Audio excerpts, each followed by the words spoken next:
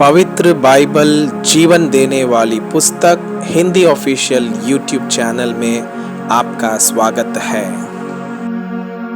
हमारे वीडियो प्रतिदिन प्राप्त करने के लिए कृपया हमारे चैनल को सब्सक्राइब करें और नोटिफिकेशन आइकॉन भी दबाएं।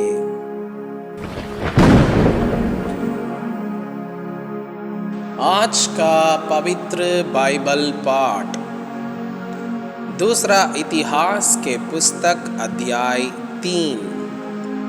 तब सुलेमान ने यरूशलेम में मोरिया नामक पहाड़ पर उसी स्थान में यहोवा का भवन बनाना आरंभ किया, जिसे उसके पिता दाऊद ने दर्शन पाकर यबूसी ओर्नान के कलिहान में तैयार किया था। उसने अपने राज्य के चौथे वर्ष के दूसरे महीने के दूसरे दिन को निर्माण कार्य आरंभ किया। परमेश्वर का जो भवन सुलेमान ने बनाया, उसकी नींव इस प्रकार है, अर्थात उसकी लंबाई प्राचीन काल के नाप के अनुसार 60 हाथ और उसकी चौड़ाई 20 हाथ की थी। भवन के सामने के होसारे की लंबाई तो भवन की चौड़ाई के बराबर 20 हाथ की और उसकी ऊंचाई 120 हाथ की थी।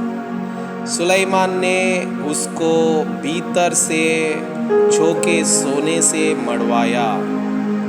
भवन के मुख्य भाग की छत उसने सनोवर की लकड़ी से पटवाई और उसको अच्छे सोने से मढ़वाया और उस पर खजूर के वृक्ष की और सांकलों की नक्काशी कराई। फिर शोभा देने के लिए उसने भवन में मणि जड़वाए। यह सोना परवेम का था। उसने भवन को अर्थात उसकी कड़ियों, देवड़ियों, दीवारों और किवाड़ों को सोने से मढ़वाया और दीवारों पर करूब खुदवाए। फिर उसने भवन के परम पवित्र स्थान को बनाया। उसकी लंबाई भवन की चौड़ाई के बराबर 20 हाथ की थी और उसकी चौड़ाई 20 हाथ की थी और उसने उसे 600 किकार छोखे सोने से मढ़वाया। सोने की किलों का तौल 50 शेकल था। उसने अठारियों को भी सोने से मढ़वाया। फिर भवन के परम पवित्र स्थान में उसने नक्काशी के काम के 2 करूब बनवाए और वे सोने से मढ़वाए गए। करूबों के पंख तो सब मिलकर 20 हाथ लंबे थे, अर्थात एक करूब का एक पंख 5 हाथ का और भवन की दीवार तक पहुंचा हुआ था और उसका दूसरा पंख 5 हाथ का था और दूसरे करूब के पंख से मिला हुआ था। दूसरे करूब का भी एक पंख 5 हाथ का और भवन की दूसरी दीवार तक पहुंचा था और दूसरा पंख 5 हाथ का और पहले करूब के पंख से सटा हुआ था।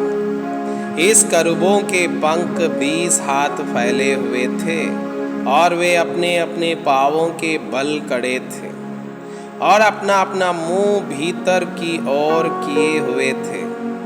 फिर उसने बीच वाले पर्दे को नीले, बैजनी और लाल रंग के सन के कपड़े का बनवाया और उस पर करूब चढ़वाए।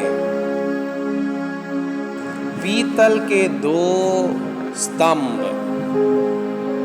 भवन के सामने उसने 35-35 हाथ ऊंचे 2 खंबे बनवाए और जो कंगनी एक एक के ऊपर थी वो 5-5 हाथ की थी। फिर उसने भीतरी कोठरी में सांकलें बनवाकर खंभों के ऊपर लगाई और 100 अनार भी बनाकर सांगलों पर लटकाए।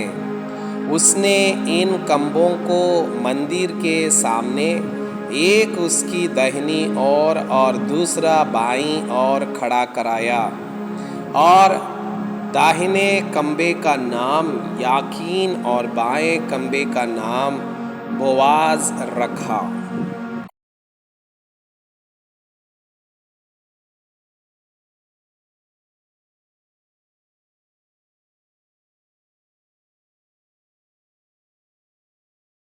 मैं आपसे यह अनुरोध करता हूँ कि कृपया आज का बाइबल पाठ को अध्ययन करें और जिन वचनों के द्वारा आप प्रभावित हुए उसे अपनी कॉपी में लिखें और आज दिन भर इस वचनों को अपने जीवन में अभ्यास करें। परमेश्वर चाहता है कि आप उनके समान सिद्ध